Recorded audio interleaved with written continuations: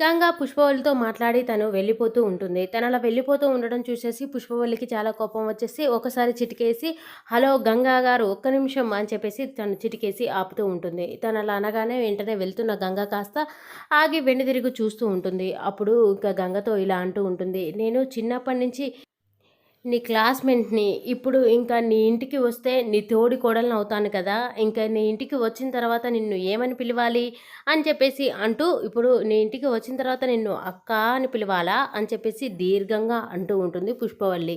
ఇంకా అప్పుడు గంగ ఏం మాట్లాడకుండా ఒక్కటే మాట, "అది నీ సంస్కారం మీద ఆధారపడి ఉంటుంది" అని చెప్పేసి గట్టిగా సమాధానం ఇస్తుంది. ఆ మాటకు పుష్పవల్లికి ఇంకా మండిపోతూ ఉంటుంది. ఏంటి నా మొహం మీదే ఇలా దెబ్బ కొట్టింది అన్నట్లుగా చూస్తూ ఉండిపోతుంది. గంగ ఆ మాట మాట్లాడి ఇంకా తను ఏం మాట్లాడకుండా సైలెంట్‌గా అక్కడి నుంచి అయితే వెళ్ళిపోతూ ఉంటుంది. తను అలా పోవడం చూసేసి పుష్పవల్లికైతే చాలా కోపం వస్తుంది.